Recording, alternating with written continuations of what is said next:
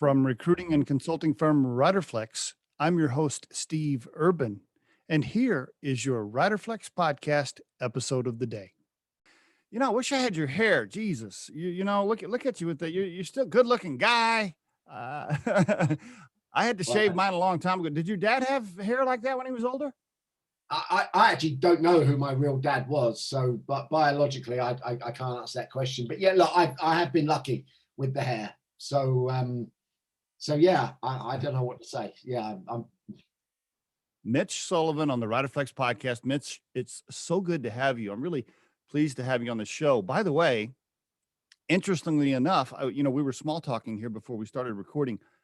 I didn't know this about you. So actually, I don't know who my real blood father is either. So we have that in common. okay. How old were you when you found out? 16. I was 16. Yeah, Okay. and my mother told me in a fit of temper, and it was the one time. Wow, this is the weirdest opening to a recruitment interview I've ever had. And it was the one time I've experienced deja vu.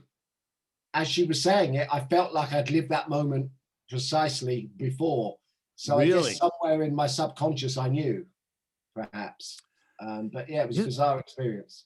Bizarre. Isn't that interesting? I mean, what? By the way, what are your thoughts on that? Did we live a previous life? I don't know. Did we? I don't know. It's interesting.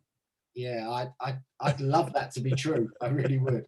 But who knows? Right? Or I'd love it to be true that I get to do it again, maybe. Right. Very similar story. Yeah. By the way, my mom, I was 24, I think. And my mom just came to see me one day. She said, "Hey, I need to tell you something." And she said, "Your dad's not really your real dad." And I was just like, "Oh, what?" I was like, "What? Why are you telling me this now?" As opposed to telling you when you were very young, would you have preferred Well, that? right. I guess. I mean, maybe that was the best time. Anyway, long story, but that's interesting that we have that in common. Yeah. So even to this day, every time I go to the doctor, right, the doctor always says, "Well, is there any like this in your family history, health wise?" And I always go, "Well, I don't know. I can give you half the story." Anyway, Mitch, tell us, for the listeners, I mean, there's so much about you online already. People can look up a bunch of stuff, right? Great blogs, YouTube, interviews, your LinkedIn following is massive. But I did find it interesting. Now, I didn't read your book yet, and maybe all this is in there, but if you just do a quick scan for Mitch Sullivan online, you can't really see any there's not a lot of personal stuff in there. So give me family, mom, dad, where you grew up, little stuff, like that. Go ahead. Yeah. I mean, that's deliberate, really. I try and be as entertaining as I can within the genre of recruitment rather than, but it's ironic to say that. Just literally the other day, I posted a blog that I wrote 15, 16 odd years ago. I used to run a personal blog before I started blogging about recruitment, because it was around probably 12, 13 years ago that I started taking social media seriously as a business tool. So I used to post about stuff, politics, some of it a little bit inappropriate. My language has always been a little bit industrial, shall we say. I like it. I like it. And I guess that's, looking back, that's where I practiced the craft of writing, really. I used to read a lot. I used to read a lot of people who were funny and controversial, and that helped shape me. So I try and entertain people through the writing, what skills I have as a writer and what metaphors I use or what funny situations I draw, rather than shedding too much information about myself. Is that because you're a super secret guy? You got some dark No, stuff. not really. You got some stuff behind the curtain. Hey, I just blurted out that I don't know my real father to you, and I've only met you twice. So no, not really. I just think a lot of it is boring. I'm bored by a lot of that about people. I'm only interested in that stuff with people that I know or know something about, because it takes on more relevance. But I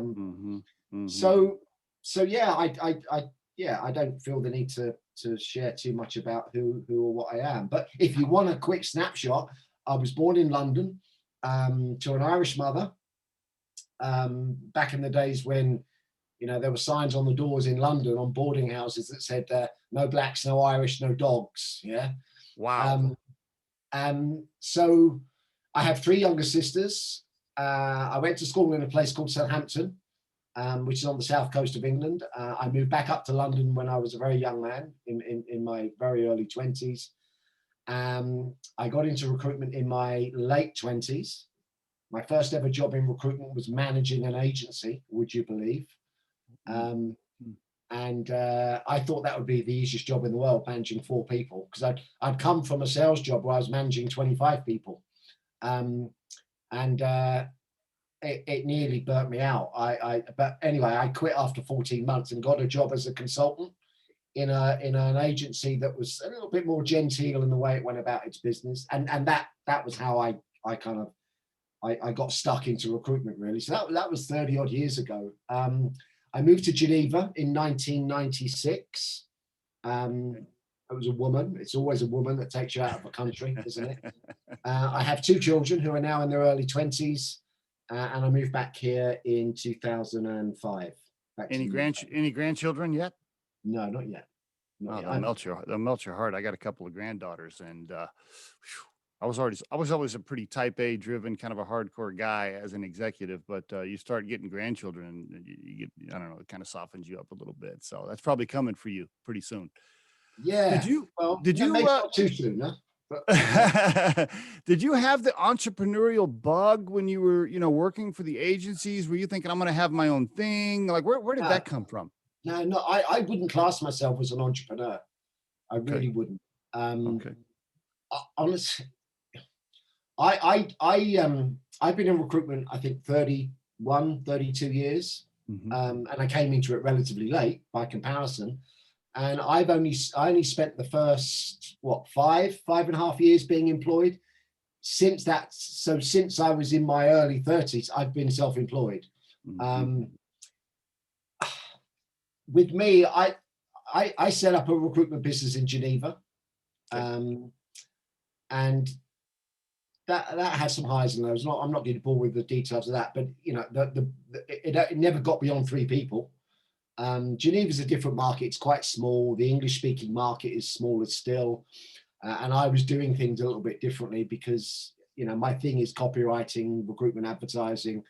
And that was my USP, is putting out ads that were strikingly different to all the other ads that were coming out in the local market. So that was early on for you, that the whole passion around writing and the ads and everything for you, that was a big deal as a recruiter early on. I guess it's always been in my DNA. Maybe it's the Irishness in me. I've got this need to wax lyrical about things, or to make the explanation of things more entertaining than perhaps they are always. But yeah, so look, I'm not an entrepreneur. I've worked for myself predominantly because I'm a difficult person to employ. I'm a difficult person to manage, for a variety of reasons. And I learned very quickly that I'm best served working for myself, and then working in collaboration with freelancers and temporary partners rather than trying to build anything. I always thought sort of building companies, there's some kind of male monumentalism about it anyway, but maybe that's just my excuse for it. I don't think I would ever have been very good at it, actually. Tell us about, Sorry, go on, Steve. Well, so tell us now then. I mean, you had a great career, overall, just kind of working for yourself and building things, but tell us specifically, give us the elevator pitch for copywriting for recruiters.com. Go for it. The elevator pitch. The simplest one is we help recruiters sell jobs more effectively in writing. That's it. When I came into recruitment, Steve, every single candidate and client relationship started from a telephone.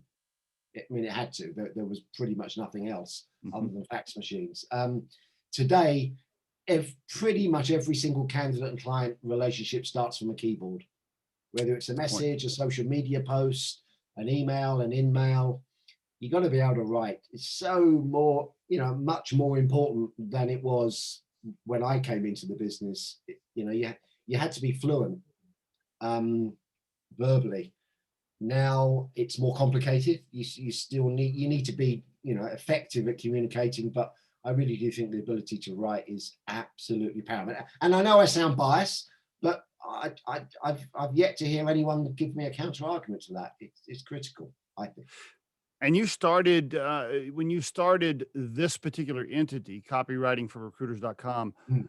was your target, and is your target still just, recruiters, or do you also go to the hiring managers for company and say, let me help you with your copy? Is it both?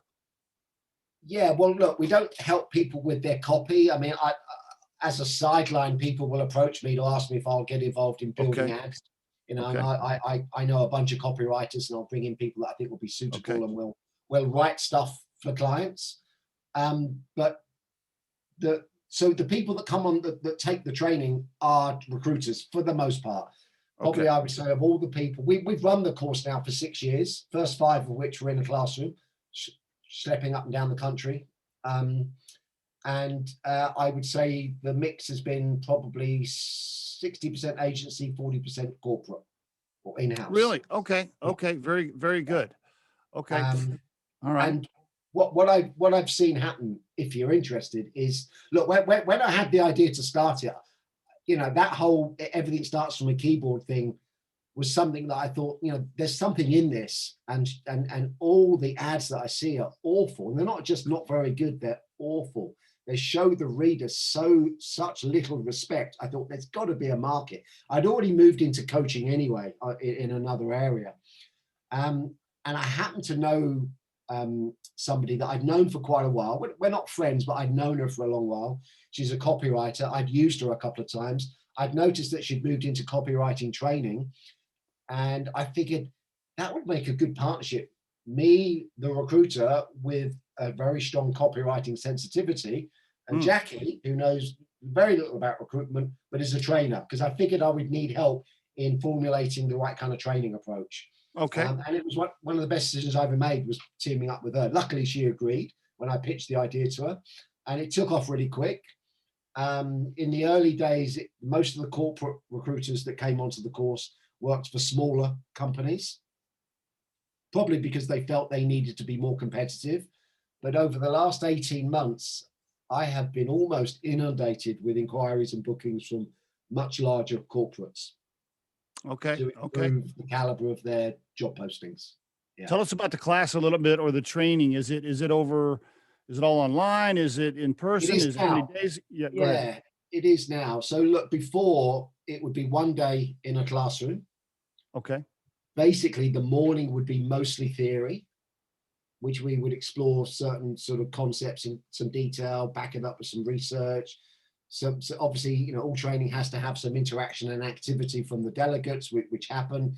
And then as the day wore on, each delegate would then start to do more writing using what they've learned, so that by the end of the day, they will have probably written the best job ad they've ever written in their life. So they would Mm. leave knowing that they could do it, which I always think is critical, because training, most of it is about the practice and the reinforcement. So, Mhm. so you know, I decided a couple of years ago we were only going to make any real money out of this if we could put it online and reach a bigger audience. I kind of own this particular training niche in the UK. To be fair, I created the niche; it didn't exist. Okay. Yeah. Right. So now the challenge is to get more people around the rest of the world knowing what it is and buying it. So what it looks like now is people do that morning part of the course online. So all the theory is done on the online course. It takes about 3 hours. They can do it in as many sittings as they want. They've got access for a month. Then for a corporate booking, so let's say we take a booking of 10 people from a large in-house recruitment team. They'll all go and do the course in their own time. They'll then finish that up, write a new job ad using what they've learnt from that online course, send it to me, and then Jackie and I would then incorporate that into the learning points in a half-day workshop that we run over Zoom for those 10 people, where we will then do some reinforcement coaching and get them to a point where they rewrite their ad so that it's even better. Yeah. So Okay. we've tried to create a program that's as similar to the original classroom course as possible, because it was so effective and it was so popular and it took off so quickly, because people just took to the internet to say how much they loved it and how great it was without me asking them to. So the word of mouth has been great so far. Did you have this vision where you were thinking, God, look at all this copy. All this copy sucks. Like people can't write job ads. My God, I got to help people. I want to figure out a way to help people. And it was born from your desire to want to teach people how to do it better, or was it a combination of, I don't want to just be a recruiter anymore. I want to go into teaching, and Okay. yeah. Yeah, it's a good question. Yeah, look, as we get older, recruitment's a tough way to make a living. You know that. We all know. Anyone listening into this knows that. Yeah. But I guess I still fill jobs from time to time. Okay. Nothing like as much as I used to. But last year I filled 6 jobs. Okay. Increasingly more of them tend to be in the recruitment industry because I have quite a big network of recruiters. So the thinking is that I could probably reach more people than some campaigns run directly. So I still keep my hand in, as they say, which does lend me a certain credibility that perhaps some trainers don't always have. I moved into coaching to teach agency recruiters how to sell retained. So that's how, yeah. And I realized within a year that I was probably never going to be able to make a living at that. But I see. that's the thing that I'm probably the most passionate about and the most knowledgeable about, because I stopped working contingency myself around 20 odd years ago. And then obviously the copywriting thing happened. It took off real quick. So that now consumes me. I really enjoy it because this is going to sound somewhat grandiose, but I'm going to say it anyway. I like the idea that I'm making a contribution to improving the gene pool of the industry. Yeah. Given that everything is online, everything is visual, I just think it's absolutely critical that people sell their jobs in a way that is more effective. And for ads to be more effective, all ads, not just recruitment ads, people have to at least partially enjoy reading them. Good stuff. Good stuff. Let me ask you a couple of questions here, specifically around the content of the copy. Should companies include, should the copy include the company's quote cause or mission, especially as it relates to any kind of social issues or save the planet, or hey, 1% of our proceeds goes towards saving some frog somewhere. Like what? What are you? It seems like I guess my question is just centered around the fact that it seems like every company thinks they have to have some sort of like magical cause that wants to entice the consumer to buy their product beyond the service and product they make. What are your thoughts there? Okay, how can I give you a simple answer to that? If they are in the business of selling products or services that contribute towards the sustainability of the planet, or some other altruistic kind of imperative that improves society in some way, then yeah, why not sell the job off the back of that, particularly if you need or want people with the same values. Yeah. Okay. But the problem is I see too many job ads where companies are trying to sell the job off their values, and the values are just an arbitrary set of words on a wall, which is, passion, energy, commitment,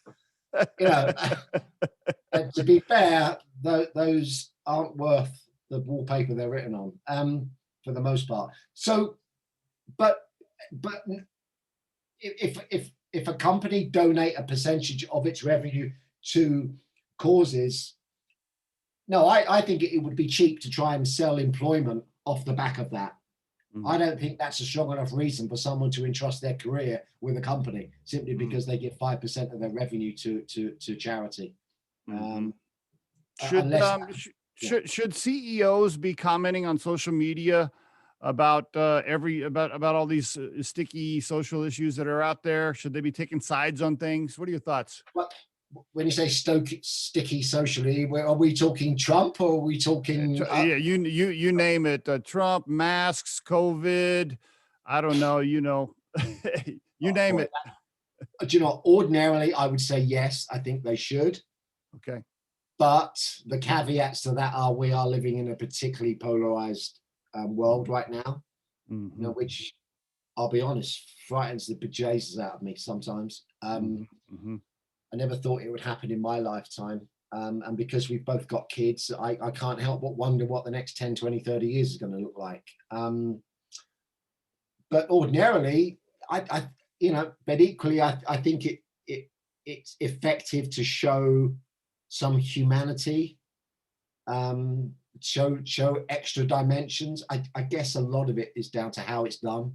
Some people can pull that off quite well. I've seen CEOs on LinkedIn do that brilliantly. I can't remember their names right now, but there's one in particular that I've noticed the last few weeks that he's getting tons of attraction and engagement. But it's tricky. It's tricky. I think people need to know themselves before they enter into those waters. Companies, they'll take a side on, if they're liberal or conservative or whatever. Sometimes they will.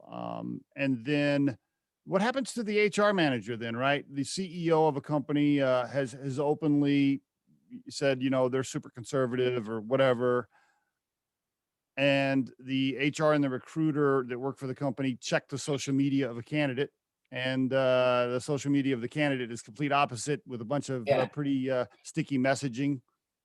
Look, I think candidates that get disqualified for reasons such as that is just going to gradually make the company less and less effective. The gene pool is just going to become shallower than the piss puddle of a chihuahua with a water infection in time. The companies that perform the best, according to the little bit of research I've done, are those that embrace the greater diversity, be it gender, race, politics, sex, whatever, because it's healthy, because people get exposed to different thinking, and there's no reason why we can't disagree with people without being polite and civilized. Absolutely no reason whatsoever. Can't we do that more? Okay, let's just take a pause right there for the listeners. Can we please just do that more? Totally great. Can we just have like a regular conversation and you say you like blue and I say I like green and we're still friends? Yeah. Listen, I've had conversations with other recruiters that could have got somewhat fractious, where they've worked for companies where they have felt they don't need to sell their jobs, Really? Wow. Yeah. Well, and some of them I've agreed with, because if they work for a company that have got a certain reputation or have got a certain brand awareness or brand equity, then if you've got that, trade off it. Just post job descriptions. And if there's instant recognition of the name and whatever values that are associated with that name, because that's what a brand is, it's the values that people instinctively associate with the name. So what about what about video? What about videos in the copy? I see recruiters now, they'll make a video about they'll be talking about the job, they'll throw out their video on LinkedIn. What are your thoughts on that? And where is the video relationship going between the recruiter and the candidate? I don't know. I tend not to try to get sucked into making predictions. I don't know. It's clearly becoming more popular as a medium. Technology is making it more feasible, obviously. Look, at the one end, I see videos where people are talking in front of a camera and are reciting a job spec. Yeah. And I just think, great. Wow. Yeah. I can't scan the video, at least the job spec, I can scan it and decide within 30 seconds that I'm not going to read it and move on. But a video you've got to commit to watching it, haven't you?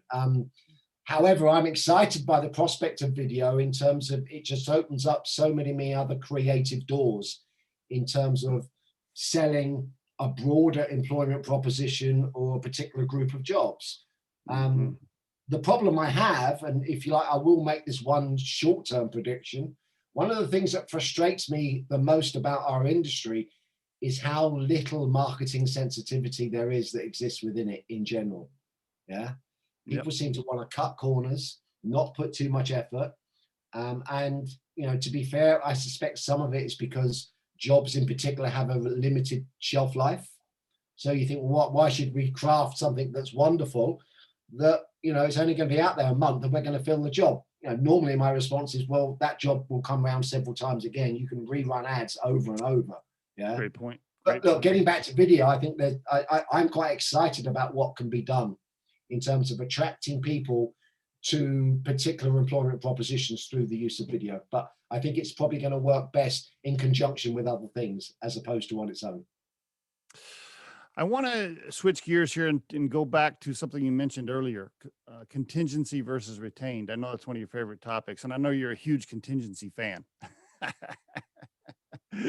Your business is run on a retained basis, isn't it? Yes, absolutely. Riderflex is a retained recruiting firm. Yes, and I've done That was the first thing I liked about it. Yeah, I've done several podcast episodes on that topic where I'm just blasting contingency and the whole process.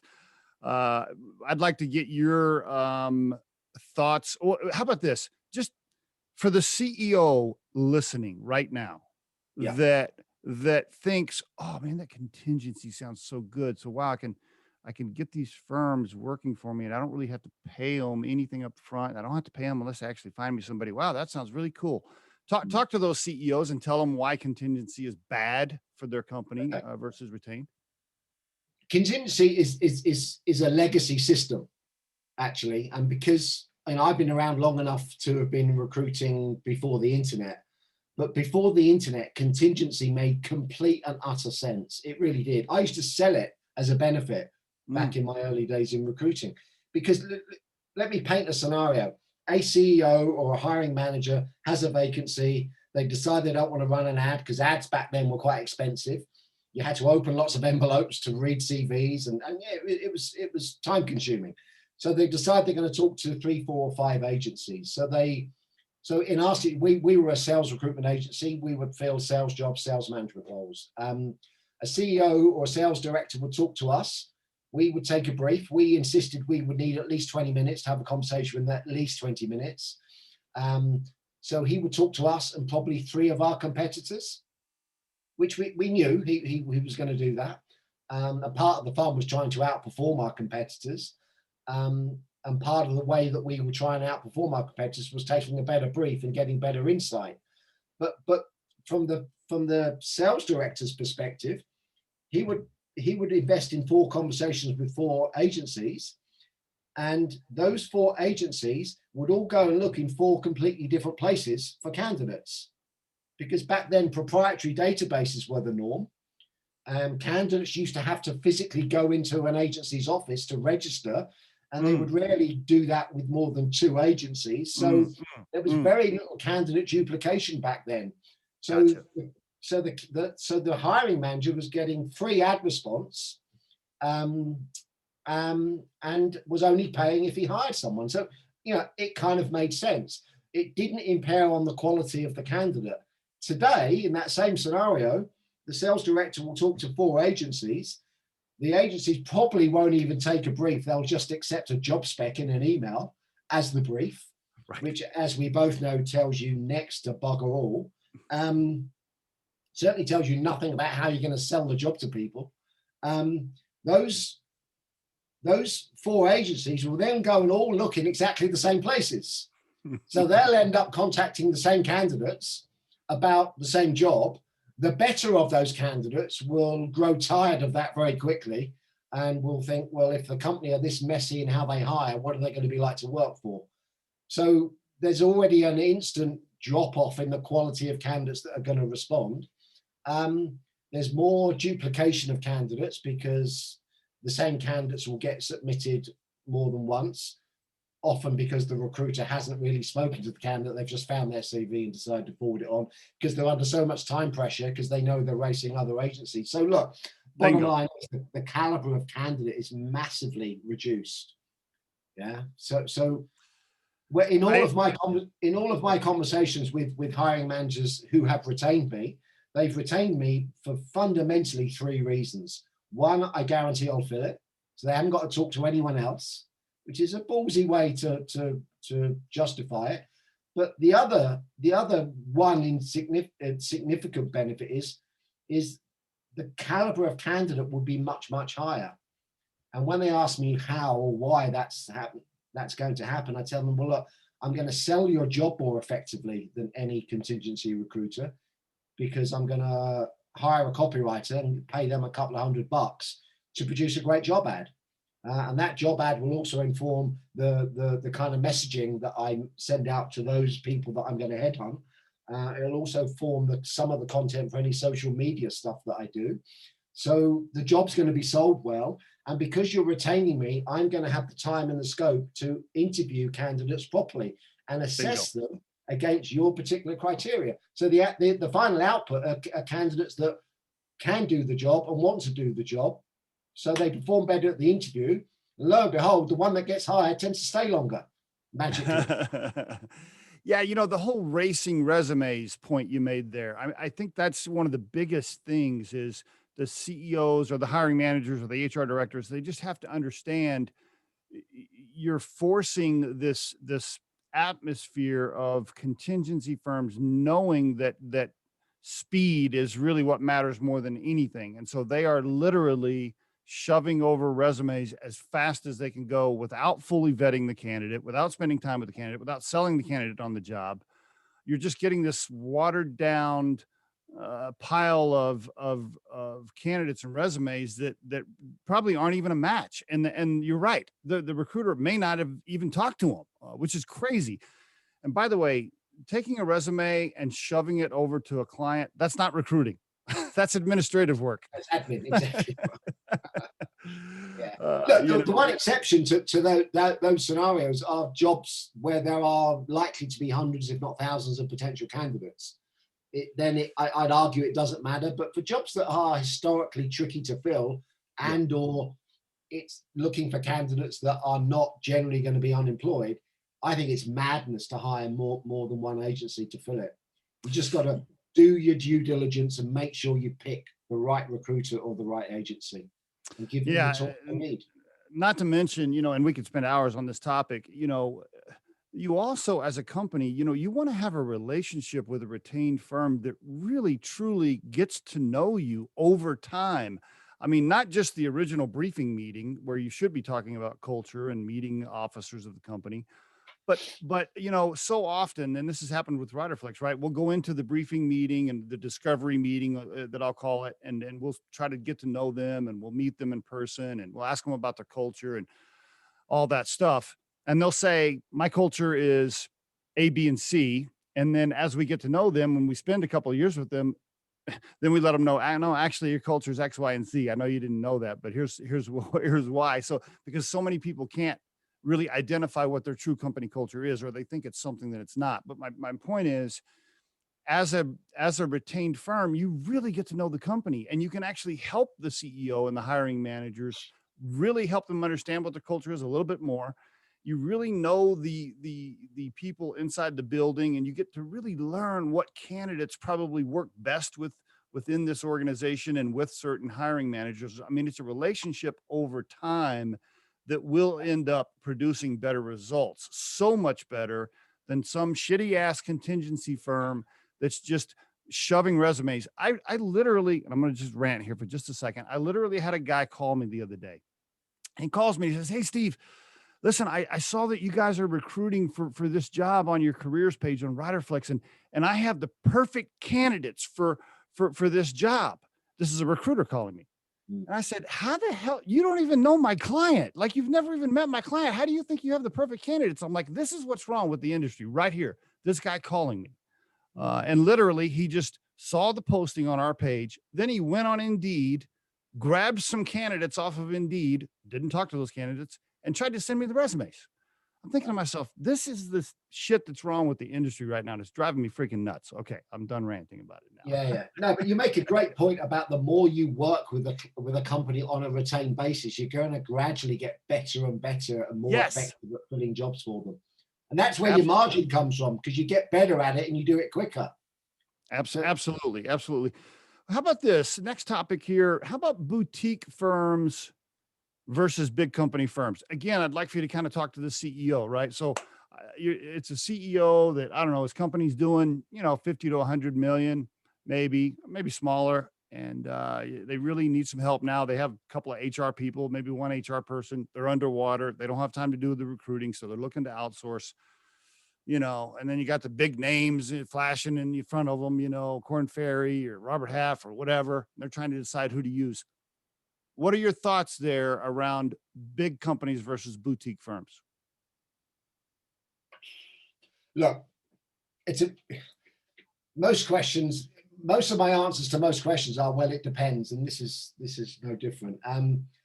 Look, in general, and this is a personal thing, I prefer boutique over national, multinational, large agencies. Okay. I'm not sure I want to get into why, but look, the problem I have with most large agencies is that they tend to hire people straight out of university. So they're somewhat naive to begin with. I think there's an element of brainwashing or codifying that goes on, so that those agencies that make it through quite a rigorous onboarding process of 3 or 6 months end up with either the conscious or the subconscious belief that they work for the greatest recruitment agency in the world, which is rarely true, because if only because they've got systems and they're quite rigid. So I generally think recruiters that have learnt their craft in the wild west of boutique agencies rather than within the systematic kind of regimented thinking of larger recruitment businesses generally are better. But over and above that, I think a company should select a recruiter rather than a recruitment agency. I just happen to think most of the best recruiters are working in boutiques, not in large multinational recruitment businesses. Okay. I appreciate your thoughts on that. I'll just add one thing to that. I just told a prospect yesterday we met with. I just said, hey, look, here's the deal. You can hire Riderflex and we can fill these jobs for you, or you can call one of the big firms and they'll send one of their employees down here. And I can promise you that employee of that giant firm will not have the same passion and care as much about doing a good job as we will, because this is my personal livelihood. And you're talking to the owner of the firm, which by the way, if we do a good job, I can pay my mortgage. And if we don't, I don't get to. And so you get a little more passion from the boutique firms, I think, than you do just employees. I would just add that in there as well.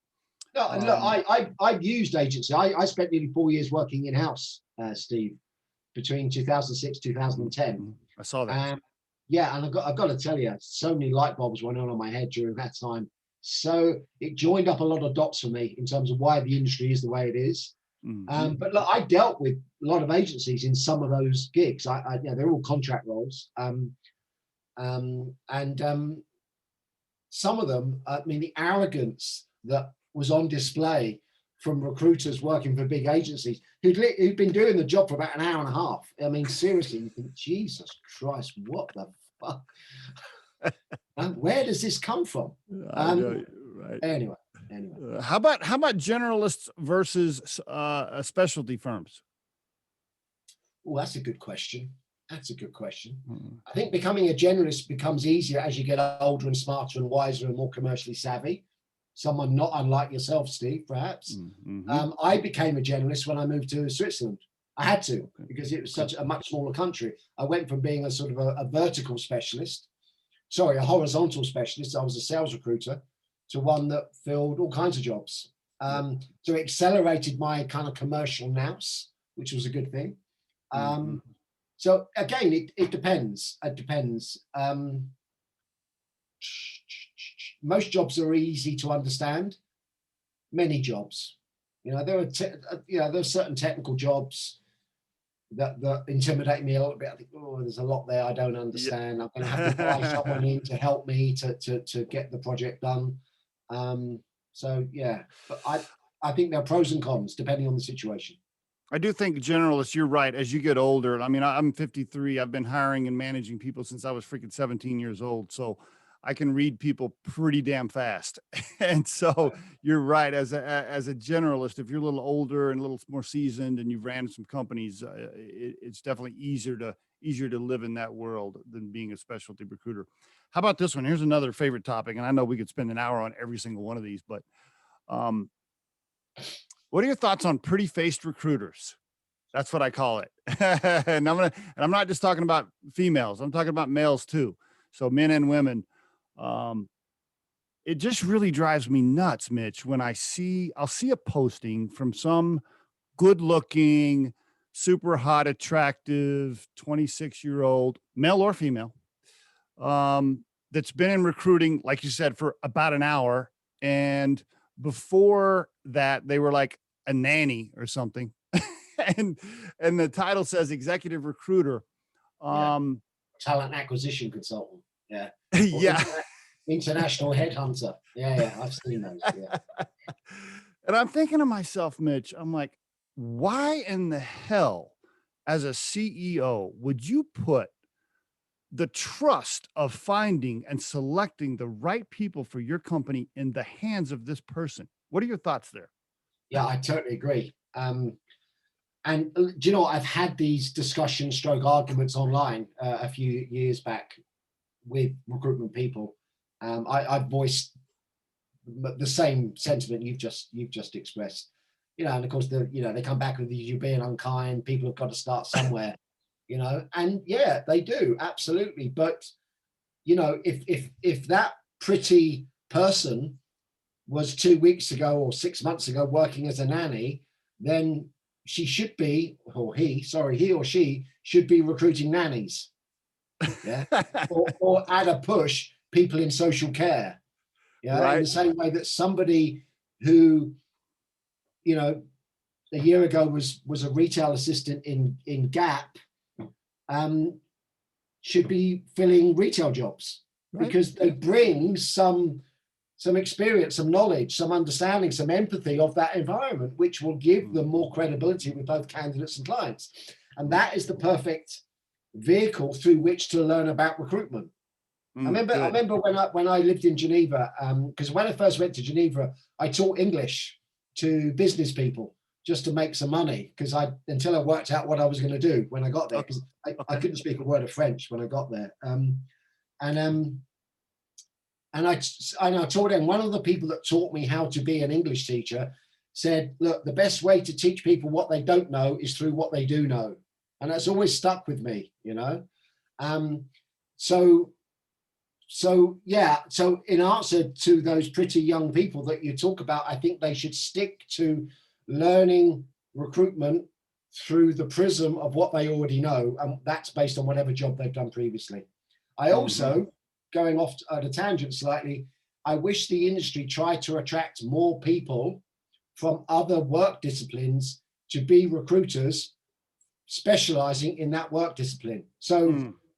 is it out of the realms of possibility that mechanical engineers could become recruiters placing mechanical engineers or IT people or marketing people or salespeople? And on top of that, I wish they were former hiring managers, right? I think if you worked inside of a company and you were a software engineer and then you became a manager of some sort, and then you actually have some years of experience managing and dealing with people and interviewing people, and then you turn into a recruiter, that's great. I mean, Yeah. those usually make the best recruiters. The problem is, Steve, those types of people, recruitment is not an option for them because the salaries are too low. Yeah. Normally, it's low base, high commission. Yep. Um, look, most agencies are offering low base, high commission because they're working on contingency and they don't know where or when their money's going to come in. So if they Right. went fully retained, they could pay higher salaries and attract higher caliber people to work as recruiters. It's all a vicious circle, really. It is really. It is really. Okay, I know we have a few minutes left here. I want to ask you some general kind of wrap up questions, and maybe some of these aren't necessarily on recruiting, just because you are an opinionated guy, which I really love, and you're a straight shooter. You don't bullshit people, and I love that about some of your other interviews. I think that makes up who you are, which I think is awesome, and that's one of the reasons I wanted you on the show. Thank you. what quickly, and I'll try to not rapid fire, but I'll try to move through these pretty fast. Future of remote work versus people going into giant buildings and sitting in cubicles. What are your thoughts? Oh, it's growing. To what extent? I can't tell. There's pros and cons. Uh, I, I think more white collar jobs will be able to be done from home, but I think companies run the risk of losing some valuable thinking and innovation by not having people in the office as well. So they've got to find a blend that works right for them, their culture, their sector, whatever it is they're selling. But a lot of great ideas get formed by people in offices, sitting around a coffee machine or having lunch together or whatever. And that's Agreed. not as easy to get done at home or via a Zoom call. Agreed. I see some sort of a blend. I don't know, a couple of days at home, a few days in the office, something like that probably is where we're headed. How about this? Here's a big topic for you. Censorship online.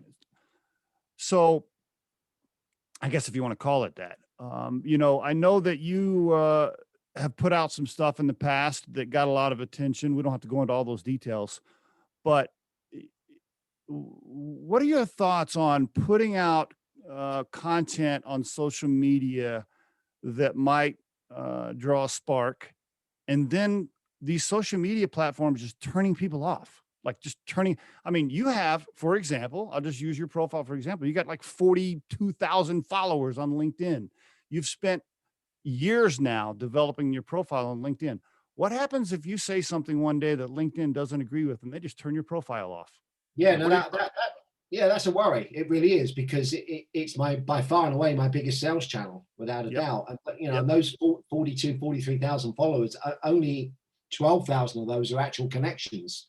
So there's a lot of people have made the decision to follow me Hmm. rather than connect with me, which tells me that I'm doing something right in terms of Hmm. output. Hmm. Um, it's a balance. You've got to be capable of being a little bit provocative without going too far.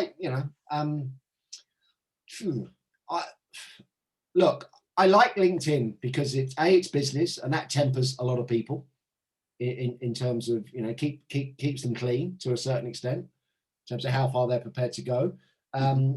You can't carry any kind of authority or push any kind of content on LinkedIn anonymously. You've got to be using you've got to be a real person, and Hmm. that's the problem with places like Twitter.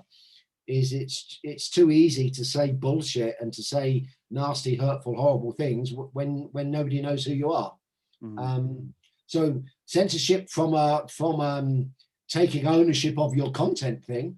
I think the best form of censorship is the one that people do to themselves. Really, Mm, okay, it's yeah, should Twitter have the power to turn people off anytime they want? Yes or no? yeah, yeah, absolutely. It's their business. They do what they like. Okay. Absolutely. But you know, if LinkedIn threw me out, I'd want to know a really really good reason why they've done it. Because if they didn't, I'd be taking them to court for damages. Well, see, that's why I Potentially. asked right now. So that's why I asked the question. That's really why I'm going down this path, is because so many businesses now, so many entities are built on these channels, right? People Yeah, have spent yeah, years with the following and their content, and whether maybe it's a YouTube channel they have, right? And their entire income is based off their YouTube following and the products they sell on their channel. And then all of a sudden, Google decides, yeah. yeah, we're gonna take you off of It's, YouTube. look, I honestly, LinkedIn is my prime. I mess around on Twitter from time to time. I hate Facebook um, I on a noticed. number of levels. I won't go into that now. Maybe another time. But LinkedIn have always been very, very light touch, to the point of almost being absent.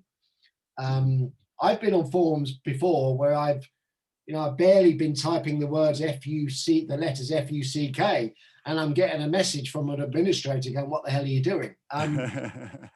You know, LinkedIn is, I think, very open, very fair. It lets people moderate itself, and it works because you don't have any anonymous assholes on there, basically. Very good.